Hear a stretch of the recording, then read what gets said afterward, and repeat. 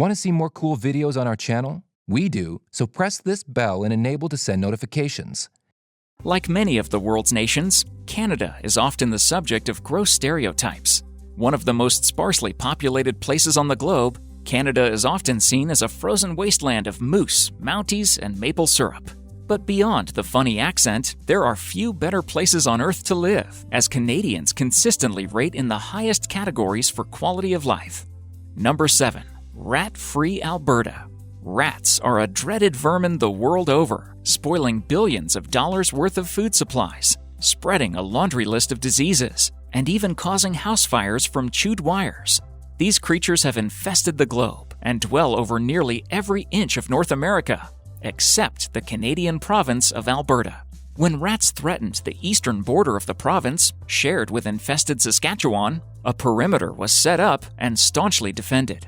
Alberta has even dedicated border guards who are responsible for protecting the border, carefully distributing poison, destroying derelict properties, and sometimes even digging rat burrows out with backhoes. Those rats which might be lucky enough to make it past this boundary are forced to contend with a rugged, often bitterly cold backcountry and sparse population density. Without warm human dwellings in which to take refuge, the rats freeze to death or succumb to predators. Thus far, Alberta remains free of rats. Even the white laboratory variety typically found in pet stores can only be kept by zoos. Number 6. The polar bear capital of the world. Churchill, Manitoba is a tiny village of less than 1,000 people on the shores of the Hudson Bay. Its bitter cold affords it a curious and sometimes dangerous resident: the polar bear. The bears gather near the town in autumn, waiting for the bay to freeze over.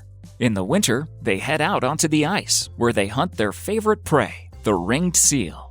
There is a bear for every person in the town, and while they bring in a collection of tourists, life with giant carnivores loping down Main Street can be a little tricky. There are officers you can call specifically to deal with bothersome bears. Residences often come equipped with Churchill welcome mats, which are sections of plywood with nails sticking out.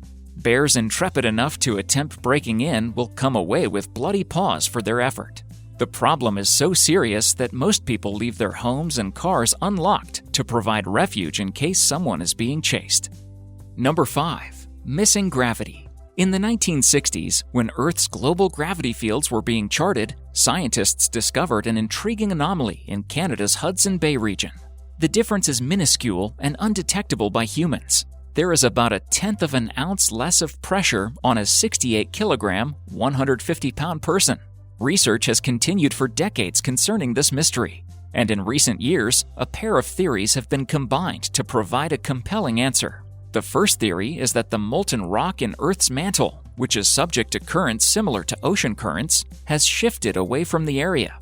The second theory is that during the last ice age, the Hudson Bay region was covered by a glacial shelf some 3.7 kilometers, 2.3 miles thick, which compressed the Earth and reduced its mass.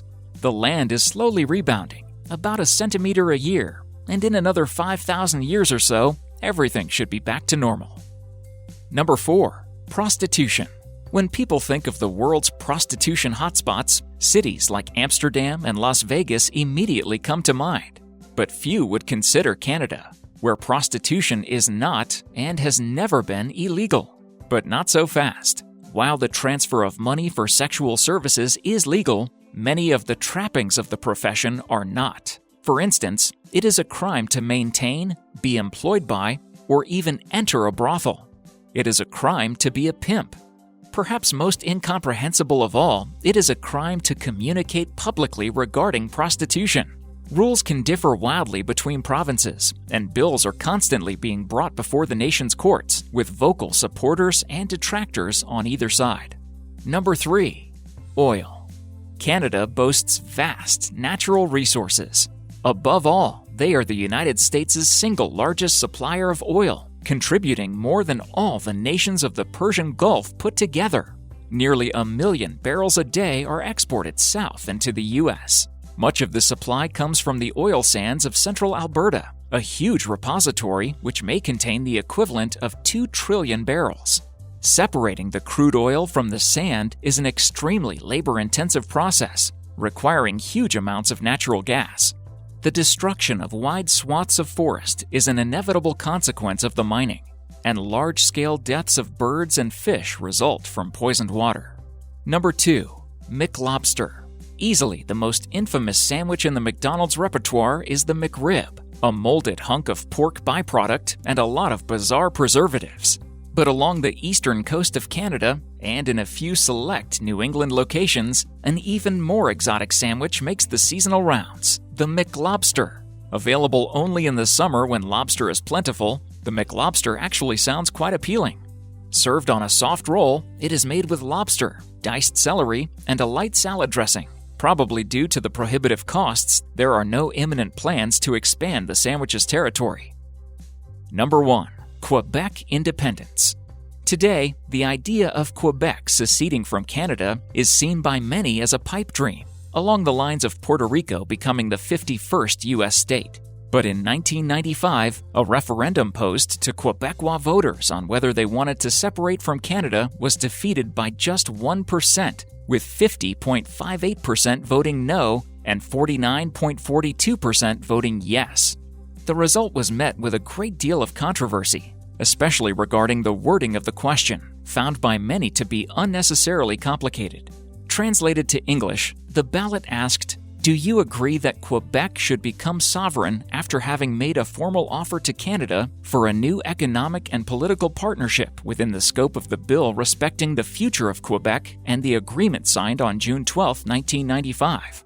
Quebec began as a royal province of France, but was lost to the British in the French and Indian War, signed over in the Treaty of Paris in 1763. A quarter of a century later, tensions remained strong. The secessionist movement reached a brutal head in 1963 when the paramilitary group Front de Libération du Québec, FLC, began a campaign of terror, bombing, and attacking English businesses and institutions. In 1970, the group kidnapped James Cross, the British Trade Commissioner to Canada, and Pierre Laporte, a provincial minister and vice premier. Cross was eventually released in a prisoner trade, but Laporte was strangled to death with his own rosary beads. His corpse was later found in the trunk of an FLQ member's car. The murder forced Canadian Prime Minister Pierre Trudeau to invoke the War Measures Act, a sort of martial law to crush the revolt. Hundreds of arrests were made, and the FLQ was effectively destroyed. Thank you so much for watching, and if you enjoyed the video, please let me know by clicking the like button. Do share, write a comment, and don't forget to subscribe so that you can catch up my next video.